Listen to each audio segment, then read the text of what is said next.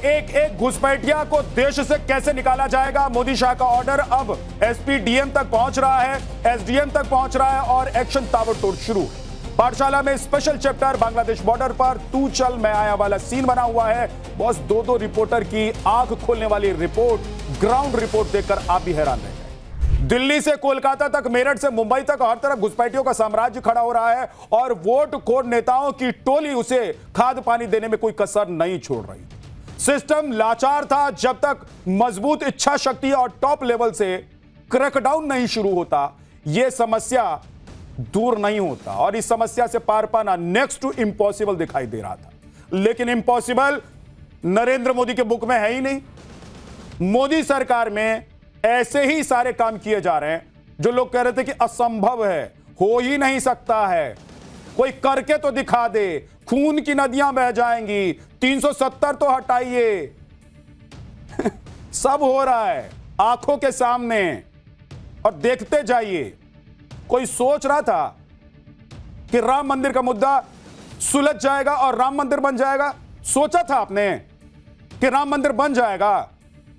पहले कहते थे विपक्षी नेता और विपक्षी दल के लोग भी, भाई ये सिर्फ कहेंगे कि राम मंदिर बनाएंगे, तारीख नहीं बताएंगे। और जब मंदिर बन गया तो एक नया नैरेटिव लेकर आए, बीजेपी ने बनाया क्या? तो पहले बीजेपी से क्या पूछ रहे थे कि तारीख बताइए? कुछ भी। कोई सोच रहा था कि 370 खत्म हो जाएगा? कोई सोच रहा था कि 3 तलाक एक झटके में खत्म कर देगी सरकार? इसी तरह घुसपैठ क्रैकडाउन शुरू हो गया और देश के गृह मंत्री खुद बॉर्डर प्रवास पर हैं बॉस, और एक्शन तो पूछिए मत। अभी आपको पूरा बताने वाला हूं डिटेल में कि क्या क्या एक्शन चल रहा है। मतलब गृह मंत्री देश के युद्ध स्तर पर कैसे लगे हुए हैं। बंगाल की हालत कैसी हो रखी है कि ममता बनर्जी सरकार में डायरेक्ट कैश ट्रांसफर योजना का लाभ जिन महिलाओं को मिलता था, जैसे कि लक्ष्मी भंडार योजना, इस तरह की योजना में जो 30 लाख नाम थे वोटर लिस्ट में, है ही नहीं। यह दावा बंगाल के मुख्यमंत्री शुभेंदु अधिकारी ने किया है। और सोचिए कि 30 लाख ऐसे लोग जिनका नाम ही वोटर लिस्ट में नहीं है, वो राज्य सरकार की योजना में कैश ट्रांसफर बेनिफिट ले रहे थे, मौज ले रहे थे, सरकार से पैसा आ रहा था। हद है। आप सोचिए कि वोट के लिए देश की जनता का हक मार रहे थे भाई, और कह रहे थे कि घुसपैठिया कौन घुसपैठिया? अब बता रहे हैं कि घुसपैठिया कौन। खुद ही घुसपैठिया लोग भागे भागे फिर रहे हैं। कर पहुंचा दीजिए। पीएम मोदी ने लाल किला से देश से कमिटमेंट किया और बंगाल, बिहार, महाराष्ट्र, यूपी हर तरफ घुसपैठियों में भगदड़ मची हुई। जो लोग अभी तक छिप रहे थे, फर्जी डॉक्यूमेंट दिखा रहे थे, या जिन्हें लग रहा था कि वो छिपकर बच जाएंगे, उन्हें समझ में आ गया है कि छिपना सॉल्यूशन नहीं है। भागने का आखिरी मौका सामने है, आराम से भागने का आखिरी मौका सामने है। अब वो भाग रहे हैं और कह रहे हैं कि हां, मैं बांग्लादेशी हूं, था, मैं घुसपैठिया हूं, मुझे आराम से मेरे देश तक पहुंचा। डेमोग्राफी डिवीजन सुनकर लोगों को लगता था कि ये क्या बवाल है, क्या बात है, क्या बात कर रहे हैं आप लोग, ऐसा हो सकता है क्या? डेमोग्राफी बदल जाएगा? लेकिन पिछले 70 सालों में इसने देश का सामाजिक, राजनीतिक और आर्थिक मिजाज बदल कर रख दिया बॉस। सरकारों ने सेकुलरिज्म के नाम पर राष्ट्रीय सुरक्षा से गंभीर समझौता किया और देश की डेमोग्राफी खतरनाक होने लगी, खासकर बॉर्डर के इलाकों की। उसके बाद मोदी शाह एक्शन मोड में आए। अब डेमोग्राफी चेंज को लेकर हाई लेवल कमेटी बनाई गई है, तो दूसरी तरफ बंगाल, बिहार से लेकर राजस्थान और गुजरात तक बॉर्डर सिक्योरिटी को अभेद्य बनाया जा रहा है। मतलब जो अवैध है उसे भगाओ और एक भी घुसपैठिए को आगे से अंदर मत आने दो। जो आए पहले उनको भगाइए और व्यवस्था ऐसी कर दीजिए कि कोई अंदर आ ना पाए। इस नीति पर काम चल रहा है, इस लेवल पर काम चल रहा है। कोई सोच रहा था, कोई कर रहा था, हिम्मत थी किसी में?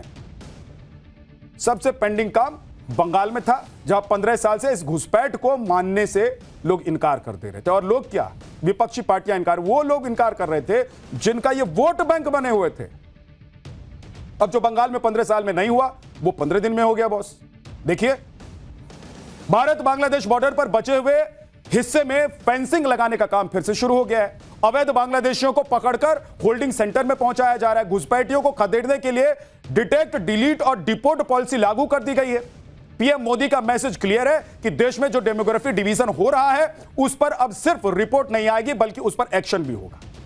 इसके लिए बिहार में काम हो रहा है, बंगाल में भी ग्राउंड पर एक्शन दिखाई दे रहा है। यूपी के सीएम योगी ने इस टास्क को पहले ही पूरा कर दिया। अमित शाह ने क्या एक्शन प्लान बनाया है आज वो आपको बताने हैं। लेकिन पहले बंगाल में घुसपैठियों के बीच मची भगदड़ का एक ट्रेलर देखिए।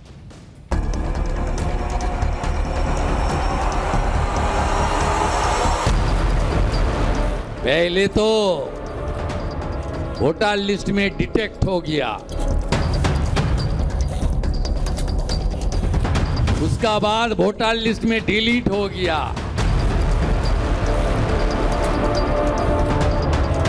अभी तो टाइम आ गया है बंधु डिपोर्ट करने का।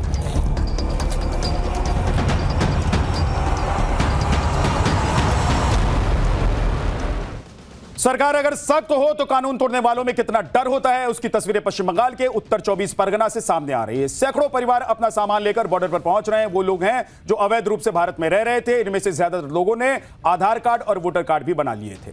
लेकिन अब ऐसा नहीं चलेगा, क्योंकि घुसपैठ करने वालों को भी समझ में आ गया है कि अब संरक्षण देने वाला कोई नहीं बचा हुआ है। कल सीएम शुभेंदु अधिकारी ने भी साफ कर दिया था कि भागना तो है ही और भागना तो पड़ेगा ही।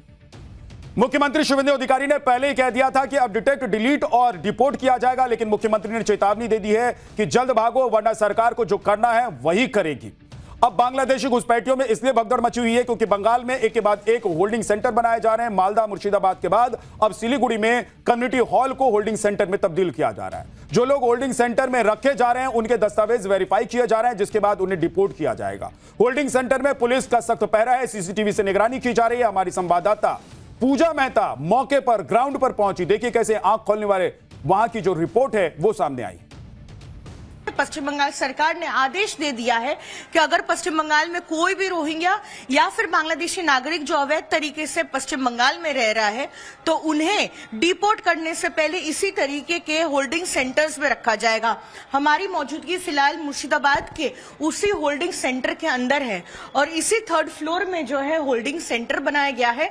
और आप देखिए यहाँ पर बैरिकेड है, रिस्ट्रिक्टेड एरिया जो है लिखा हुआ है, पुलिसकर्मी यहाँ पर मौजूद है और ऊपर किसी को भी जाने की अनुमति नहीं है।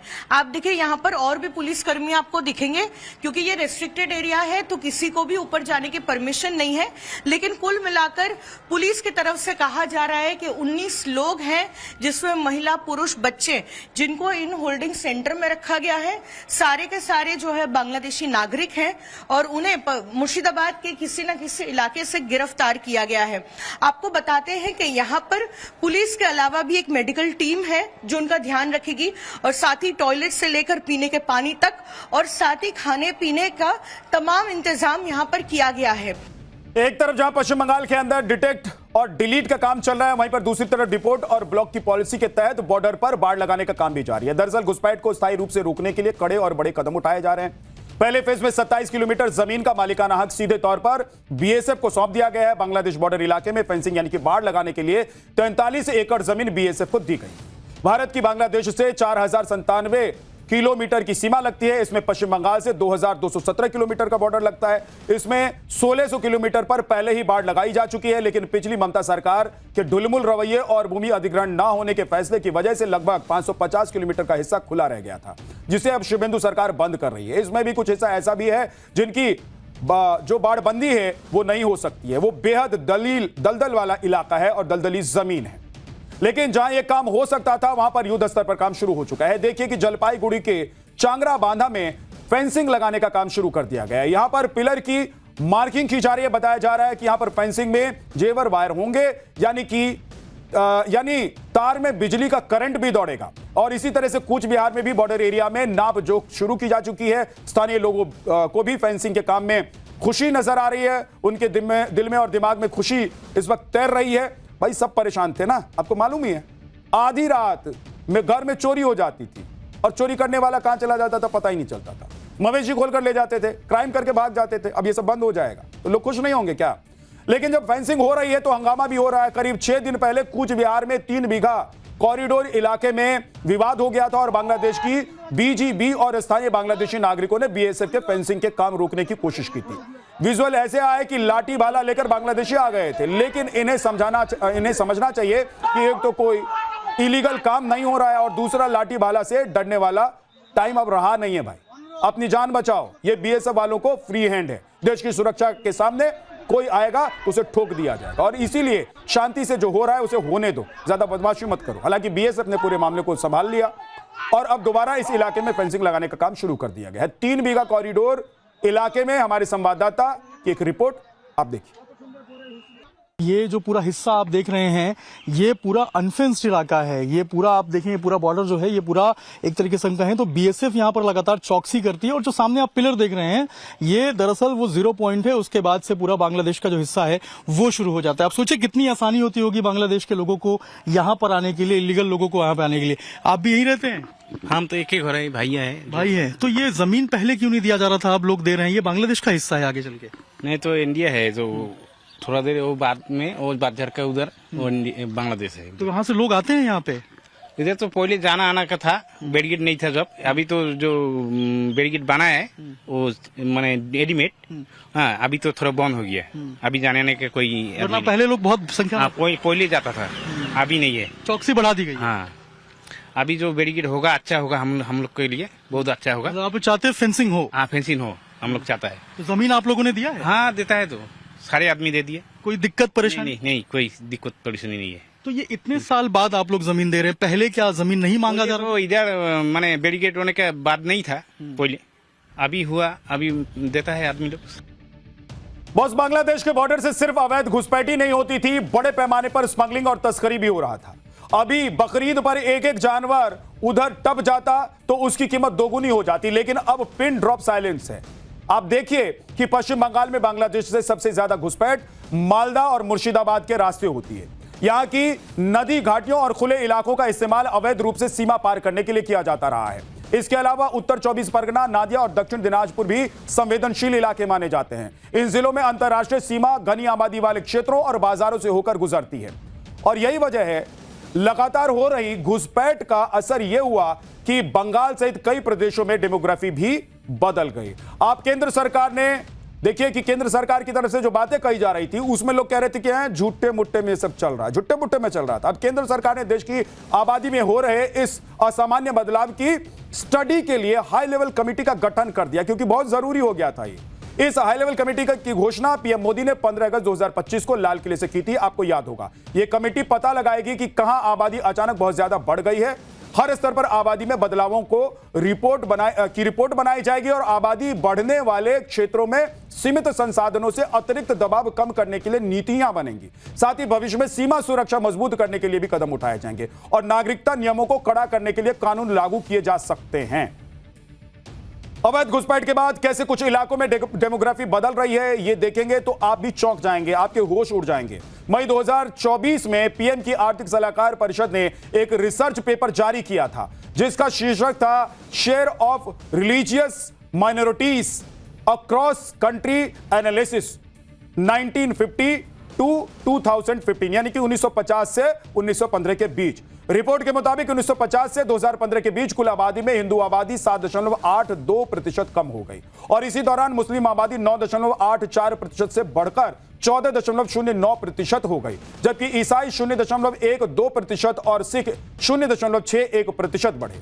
असम के पूर्व राज्यपाल एसके सिन्हा ने 1998 में अवैध घुसपैठ पर एक रिपोर्ट तैयार की थी। बॉस, रिपोर्ट के मुताबिक बांग्लादेश से घुसपैठ से असम के कई सीमावर्ती जिलों में मूल निवासी अल्पसंख्यक होते जा रहे हैं। 2003 में सेंटर फॉर पॉलिसी स्टडीज ने भी अवैध घुसपैठ पर एक रिपोर्ट दी थी जिसके मुताबिक 1951 में बंगाल में मुसलमानों की हिस्सेदारी 19.5% थी, जो 2011 में 27% हो गई। बॉस, आप सोचिए कि कितना कुछ बदल गया। लेकिन बंगाल के पश्चिमी जिलों बांकुड़ा और पुरुलिया में यह स्थिर या फिर धीमी बढ़ी, जबकि बांग्लादेश सीमा से सटे जिलों में औसत से दोगुनी तिगुनी रफ्तार में यह आबादी बढ़ गई। बिहार के किशनगंज में 1951 में मुस्लिम आबादी 40% थी, 2011 में 68% हो गई। वहीं कटिहार, पूर्णिया और अररिया में भी मुस्लिम आबादी 11 से 12% तक बढ़ गई है। आप सोचिए कि कितना कुछ बदल गया। ये लोग कह रहे हैं कि क्या हो रहा है।